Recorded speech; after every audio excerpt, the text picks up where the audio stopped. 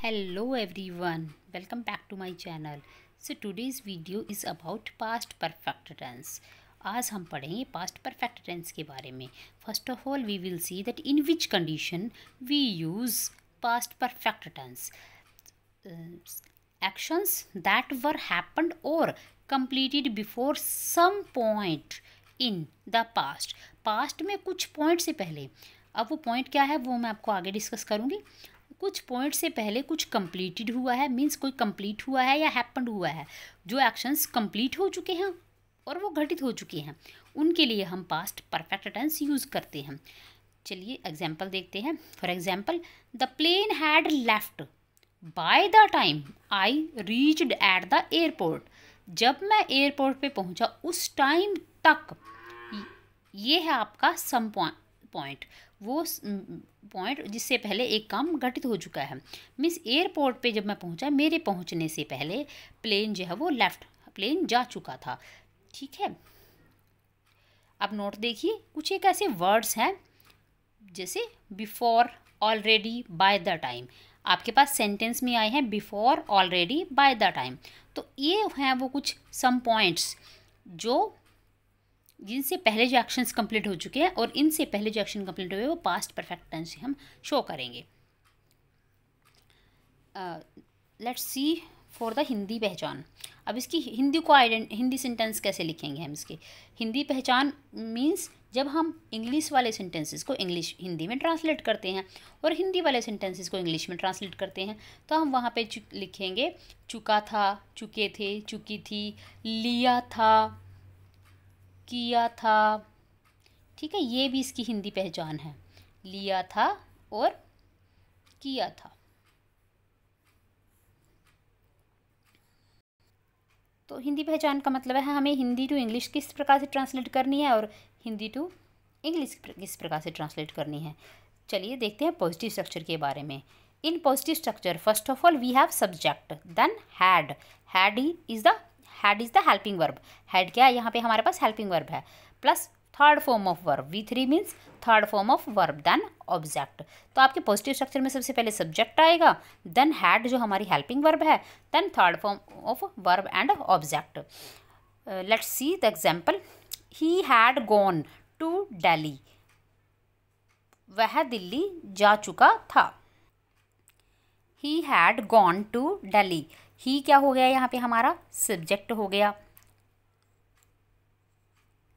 Had helping verb and gone third form of verb.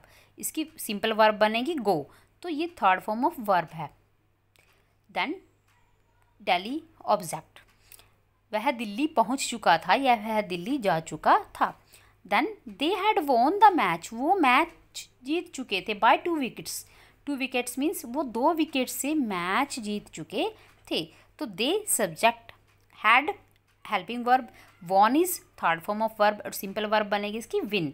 Then the match object and by 2 wickets. So this is the positive structure. Now the next structure is negative structure. In negative structure, as you already know that we have not in with negative structure with had, और वो show करेगा काम के not happening के बारे में कि वो काम घटित नहीं हो चुका है. In negative structure, first of all we have subject, then had not, third form of verb and object. Subject के साथ हमारे पास आएगा had not.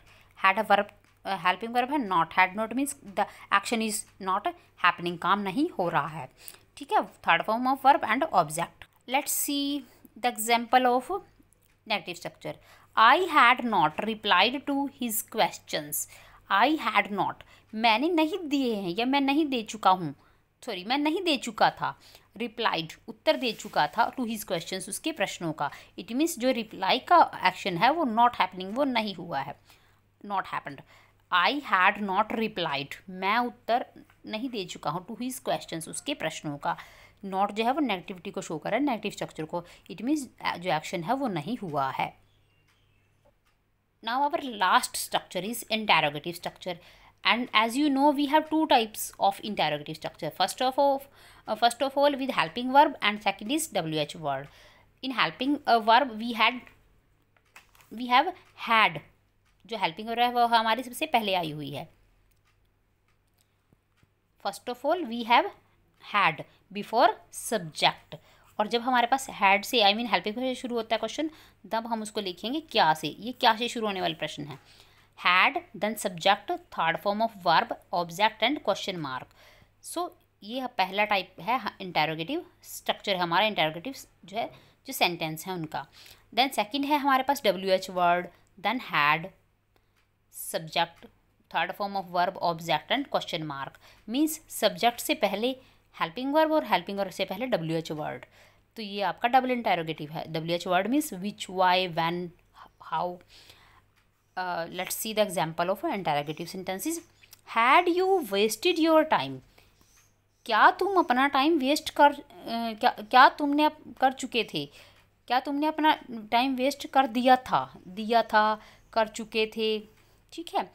सब्जेक्ट यू है, यू से पहले हेल्पिंग वर्ब है, तो हमारा क्वेश्चन शुरू होता है क्या से। Had you wasted, wasted is third form of verb, और सिंपल वर्ब बनेगी इसकी waste. Your time, then question mark, your time is object. Second type of interrogative is WH word, and here is why had the mother scolded the son, माँ बेटे को क्यों डांट चुकी थी, या माँ ने बेटे को डांट क्यों लगाई थी।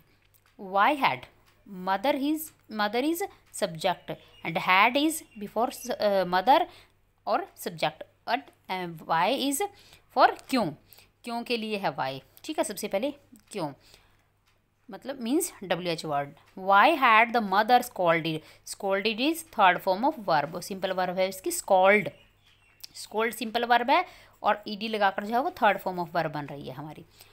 Y had the mother scolded the son, माँ बेटे को क्यों डांट चुकी थी। So this is past perfect tense. I hope it will clear to you. Thank you. Please like this video and subscribe my channel.